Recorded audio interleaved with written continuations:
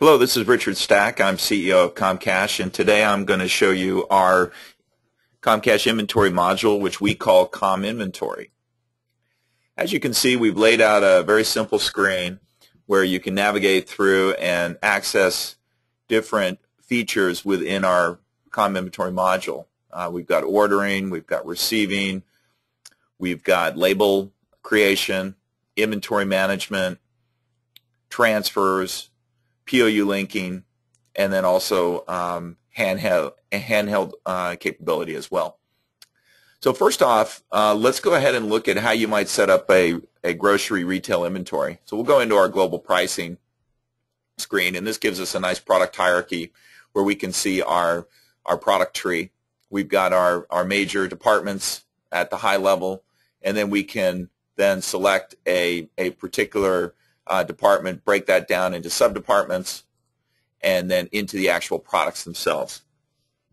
So we have a fairly small retail inventory just to show you at this point, but obviously we have customers that are running tens of thousands of products in our system on our SQL database. So this gives you an idea of the initial setup you need to make of the system. We can import your products into the inventory system. That's definitely the way to go, and then you can update the pricing afterwards. So now let's start off by bringing some inventory into the system. First off, what we want to do is we want to do ordering. So we'll go into our ordering module, and we have an ordering wizard. So we created some shortcuts that allow you to order fairly rapidly. So one of the ways you can order is you can order by a restock level. So we'll go ahead and select that. We've set levels for where we want to carry our inventory, and we'll come in here, and in this case, let's say this is the day we order from our produce vendor, Murray Family Farms up in Bakersfield, and we'll go ahead and then restock from Murray based on what the system recommends. We've got recommended order quantities already in the purchase order, and we can simply then just place that order, and we can preview the order as well. So we'll go ahead and place the order, and then we're going to print it. In this case, we'll print it to a PDF, and then we'll email it over to Murray, because that's the way they like to get the purchase orders. And then you can get a sense of what the purchase order will look like. So this is auto-generated by the system. We'll go ahead and close out of this. Now, another way we can order is by the items that are sold. So during a range of dates, we look at what was sold during that range, and then we can order based on the different criteria by vendor, department, or category. So we'll go ahead and pull up the default date. This is fine for our purposes. And this time we'll select category, and we want to restock our liquor department, so we'll go ahead and select that, hit the button, and it's going to generate the purchase order. In this case, our vendor is Southern Wine and Spirits, and we only have one product that we need to restock that we sold during this period, and we have the recommended order quantity already there. We'll go ahead and accept that, and then place that order as well. Go through the process of generating the PDF, and then we have the order ready to go, and we'll email that over to Southern Wine and Spirits. So we can order in a lot of other ways. We can order just by product as well. We can also order from a handheld. We can take the handheld into the store, scan the shelf tags, and generate a purchase order from a handheld as well, which is a useful feature. Now that we've got some products on order, we'll go ahead and receive some. So we'll go into our receiving module. First off, we'll receive with a purchase order, since we did create those purchase orders. And we'll go ahead and receive the Delaney's. So we got the delivery from Southern Wine and Spirits, and we'll go ahead and receive those units.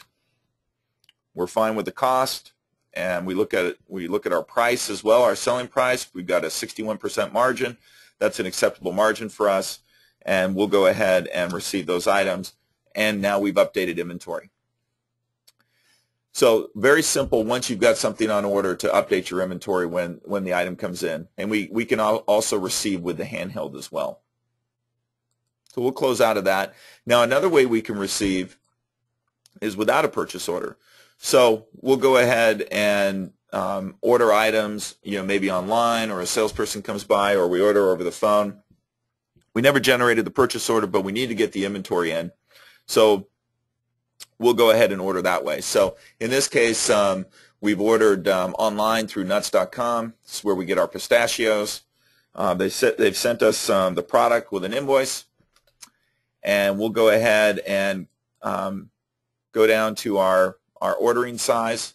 We order 20-pound bags, and in this case we ordered 2 bags, and we'll bring that into the order, and everything looks good. We like our margin at 67%, and then we'll go ahead and receive those goods into the system. The receiving report comes up, which we can print and give to accounting, and then we're off to our next task.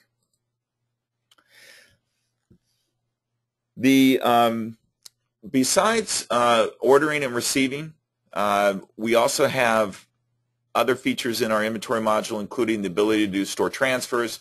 Now this is used most often when you have multiple stores that are sharing inventory, but you can also use it if you're a single store. We have a lot of single store operators, and what they'll use this feature for is they'll create different stores like return to vendor, waste, donation, and be able to then get inventory out of the system, out of the inventory value, and the inventory counts, but not necessarily affect sales. You can use invoicing to invoice back or invoice out at zero cost, or however you want to do it, to get your, so your gross profit will still be accurate.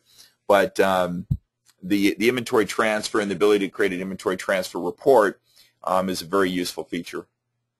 We also have the ability to store inventory.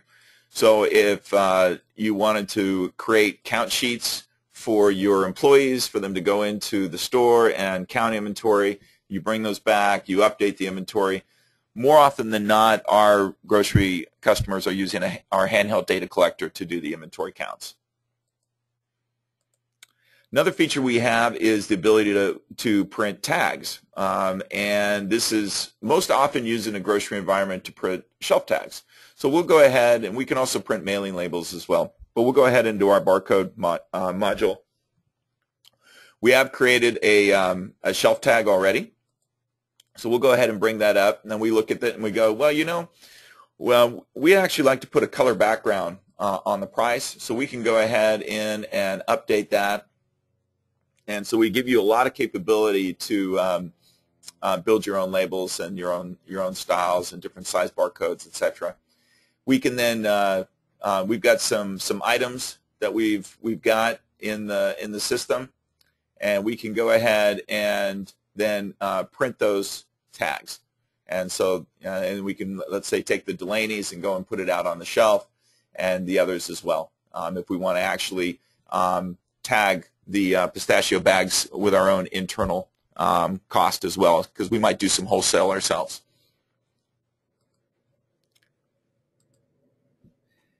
The final feature in the inventory module I want to show you is what we call POU linking. What POU linking allows you to do is link an order unit with what we call a subunit, but you could think of it as the item that you sell.